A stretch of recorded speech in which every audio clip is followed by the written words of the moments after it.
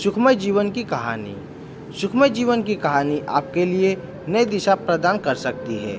इसको सुनने पर आपको सही राह भी मिलेगी और आपका जीवन भी बहुत अच्छा बीतेगा। जो कमी हमारे जीवन में है वह पूरी हो जाएगी। इससे आप अपना सिंपल जीवन बिता पाएंगे। एक गांव में एक परिवार रहता था। उस परिवार में एक लड़का और उसके माता पिता रहते थे। पिता किसान था और अपने बेटे को भी खेती के बारे में सिखा रहा था। जीवन अच्छा चल रहा था। सभी लोग घर में खुश थे।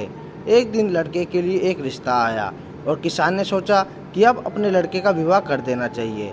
अब हमारा लड़का खेती भी अच्छे से जान गया है और उसे काम करने में कोई भी परेशानी नहीं होगी। अब किसान भी यही सोचता था और किसान की पत्नी थोड़ी अलग विचार की थी। किसान की पत्नी ने कहा कि हमें सोचकर रिश्ता करना चाहिए, हमें पहले देख लेना चाहिए, तभी आगे बढ़ना चाहिए। किसान ने अपनी पत्नी को कहा कि अब तुम्हें अपने व्यवहार में बदलाव लाना होगा। अभी तक हम सभी एक साथ रहते थे और कोई परेशानी भी नहीं थी। अब लड़के का विवाह हो रहा है, इसलिए हमें भी उनके अनुसार ही रहना होगा। पत्नी ने जब यह सुना तो कहने लगी कि ये क्या, हमारा जीवन अब बदल जाएगा? क्या इससे हमारे व्यवहार में बदलाव आएगा? हम पहले की तरह क्यों नहीं रह सकते हैं? हमें बदलना क्यों चाहिए?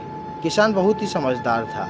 उसने कहा कि अब हमारा बेटा हमारी हर बात को मानता था, लेकिन जब लड़के की शादी होगी तो कुछ बातों में बदलाव आएगा। यह बदलाव क्यों होता है तुम्हें पता है? पत्नी ने अपने पति की बात पर गौर किया मगर कुछ समझ नहीं आया। जब हमारे लड़के की शादी होगी तो वह इस दुविधा में फंस सकता है कि हमारी बात माने या अपने पति की बात माने। अगर वह हमारी बात मानता है तो पत्नी को बुरा लग सकता है, अगर वह पत्नी की बात माने तो तुम्हें बुरा लग सकता है। यह समस्या हमेशा बनी रहेगी, इसलिए किसी को तो हल निकालना होगा। इसका एक ही हल है कि तुम्हें अब ज़्यादा सोचना नहीं है। यह तुम्हारे लिए ज़रूरी भी है। अगर किसी कारणवश तुम्हारी बात नहीं मानी जाएगी तो तुम्हें गुस्सा नहीं करना है, क्योंकि अगर हम ऐसा करते हैं तो हमारा लड़का परेशान हो सकता है।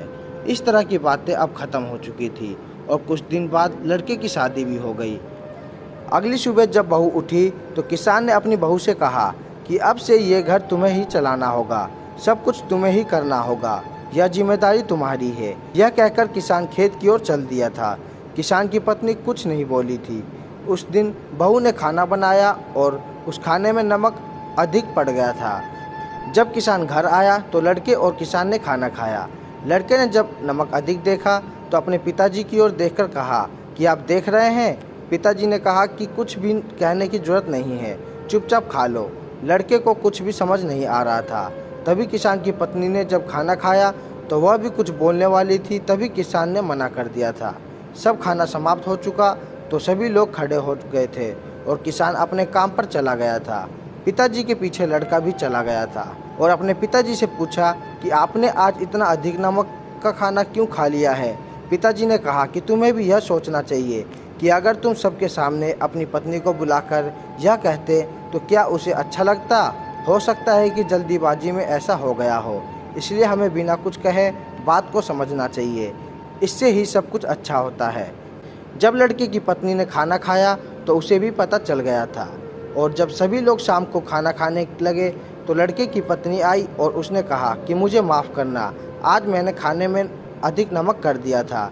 पिताजी ने कहा कि इसमें कोई भी गलती नहीं है, जब हमसे ऐसा हो सकता है तो तुमसे क्यों नहीं? सबके चेहरे पर मुस्कान नज़र आ रही थी। ऐसा लग ही नहीं रहा था कि कुछ ऐसा हुआ है। शायद हमें भी जीवन को सरल बनाना चाहिए, ना कि उसे मुश्किल करना चाहिए।